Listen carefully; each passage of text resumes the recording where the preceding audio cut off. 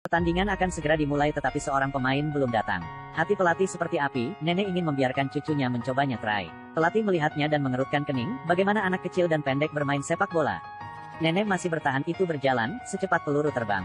Pelatih tanpa daya bertanya kepadanya posisi mana yang dia mainkan, bocah itu dengan tegas menjawab semua posisi. Pelatih tidak punya pilihan selain mencobanya. Dia jauh lebih baik daripada anak-anak seusianya, dan pelatih tidak banyak berharap. Namun, pria berikutnya tercengang. Bocah itu segera mengambil bola melewati para pemain, dan tidak lama kemudian dia masuk. Semua orang terkejut, tidak ada yang mengira anak sekecil itu bisa bermain sepak bola dengan sangat baik. Bahkan pelatih menyarankan kepada neneknya bahwa dia akan membawanya berlatih setiap sore. Pada saat ini, tidak ada seorang pun di sana yang mengira bahwa nama Lionel Messi akan dikenal di seluruh dunia bertahun-tahun kemudian. Hanya sedikit orang yang tahu bahwa neneklah yang membawa Messi ke jalur sepak bola. Ketika Messi hanya seorang anak berusia 6 tahun, neneknya percaya bahwa cucunya pada akhirnya akan menjadi pemain terkuat di dunia. Messi juga tidak mengecewakan neneknya, sejak kecil ia menganggap sepak bola sebagai gairah hidupnya. Bakat luar biasa Messi di lapangan tidak ada yang bisa menghentikannya. Selama pertandingan, Messi tidak hati-hati mengunci dirinya sendiri, bocah itu tidak punya pilihan selain memecahkan kaca jendela dan melarikan diri. Messi berlari dengan liar, akhirnya tiba sebelum akhir pertandingan. Sekarang tim Anda mendapat 2 hit dan hanya 20 menit lagi minutes.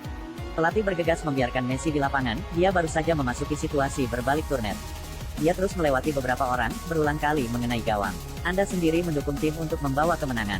Hadiahnya saat itu adalah setiap member akan mendapatkan sebuah sepeda.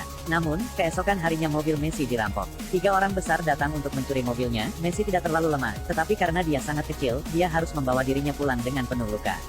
Kecintaan Messi terhadap sepak bola tidak berhenti di lapangan sepak bola, setiap kali dia di rumah, dia akan bermain dengan teman-temannya. Mereka memiliki tata krama yang sangat lengkap, setiap kali bermain, mereka akan memakai kaos bola. Dan Messi akan selalu memilih nomor punggung 10 Barcelona. Pada saat itu, Anda tidak akan pernah membayangkan bahwa bertahun-tahun kemudian, nomor ini akan menjadi milik Anda sendiri, dan bersama Anda, memenangkan gelar-gelar gemilang. Yang lebih tidak bisa dipercaya lagi adalah gadis dari rumah tetangga yang baru saja dilihat dan disukainya itu nantinya akan menjadi istrinya. Bakat Messi di lapangan membuat orang mengagumi, tetapi saat ini, dia menghadapi mimpi buruk. Dia didiagnosis dengan penyakit langka. Messi didiagnosis oleh rumah sakit dengan penyakit langka, kekurangan hormon pertumbuhan, juga disebut dwarfisme.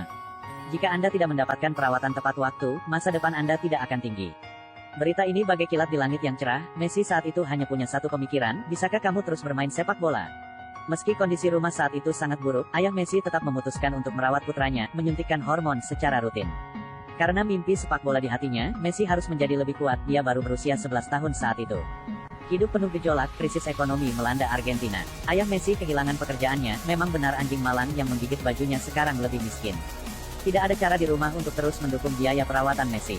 Kedua tim yang membawa harapan bagi keluarga saat itu juga dengan tegas menolak permohonan ayah Messi tersebut. Mereka melihat bahwa seseorang dengan dwarfisme tidak memiliki masa depan.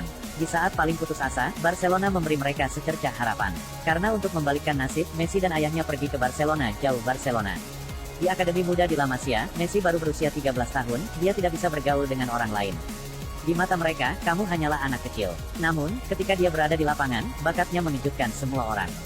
Semua pemain dan pelatih tahu nama Anda. Messi, CEO Barcelona melihat bakat Messi, mengidentifikasi dia sebagai bintang masa depan. Mereka tak segan-segan membayar pengobatan Messi. Di bawah bantuan Barcelona, Messi secara bertahap matang, yang juga tumbuh lebih tinggi. Meskipun dia tidak setinggi Marsal, tingginya 1,70 meter, melebihi Maradona. Pada usia 16, Messi mengandalkan bakatnya untuk diangkat ke tim I untuk pertama kalinya. Saat ini, tim Argentina belum menemukan pria berbakat ini. Meskipun pelatih kepala tim nasional ditawari Anda, dia menolak. Tidak sampai dia meluangkan waktu untuk menonton video game Messi, dia tercengang. Baik itu kecepatan, kontrol bola, atau tembakan, Anda dapat melihat bakat Messi. Sang pelatih pun tak sungkan untuk segera menghubungi Asosiasi Sepak Bola Argentina AR. Dia tahu, jika sudah terlambat, jenius muda ini akan menjadi milik Spanyol. Asosiasi Sepak Bola Argentina menanggapinya dengan sangat serius, dalam waktu 40 menit mereka dapat menghubungi ayah Messi. Sejak itu, Messi mengenakan seragam Argentina. Di tim utama Barcelona sangat sulit bertahan di ruang ganti dressing. Messi yang berusia 16 tahun pada waktu itu ditinggalkan oleh semua orang.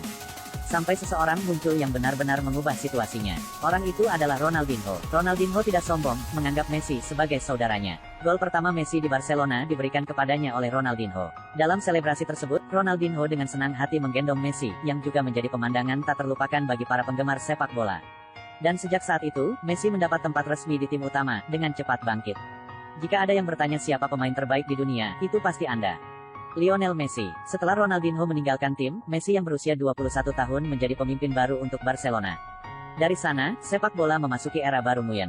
Era Ronaldo Messi. Di bawah bimbingan guru Guardiola, Messi menjadi inti dari Barcelona, memimpin tim menuju kemenangan di musim pertama. Piala Raja Spanyol, La Liga dan Liga Champions UEFA menciptakan keajaiban trio mahkota. Selanjutnya pimpin tim untuk memenangkan Piala Super Eropa, Piala Super Spanyol, kejuaraan kata klub FIFA, menciptakan keajaiban unik dengan 6 mahkota. Barcelona membuat keajaiban, Messi tidak berhenti menciptakan keajaiban. Menerima bola emas 6 kali, memenangkan penghargaan pemain terbaik FIFA 6 kali, memenangkan sepatu emas Eropa 6 kali, dan memenangkan Piala Pichichi 8 kali. Bocah malang dari asal yang sederhana ini mengandalkan bakat dan tekadnya untuk mengubah nasibnya hingga akhirnya menjadi raja generasi yang berdiri di puncak dunia. Pencapaian seperti itu harus disebut belum pernah terjadi sebelumnya, tetapi hidupnya masih memiliki penyesalan. Seseorang pernah bertanya kepada Messi, apakah dia akan memilih 6 Golden Globe atau Piala Hercules? Dia tidak ragu untuk menjawab yang terakhir, juara dunia. Kejuaraan sepak bola dunia 2014, Messi yang berusia 26 tahun memimpin tim tuan rumah untuk bertarung 2-1 melawan Bosnia dan Herzegovina, mengalahkan Iran, mengalahkan Nigeria. Perempat final mengalahkan Belgia, semifinal mengalahkan Belanda. Kekuatan Messi membawa Argentina ke final. Jarak ke Piala Dunia hanya selangkah lagi, tapi mimpi itu masih terpatahkan.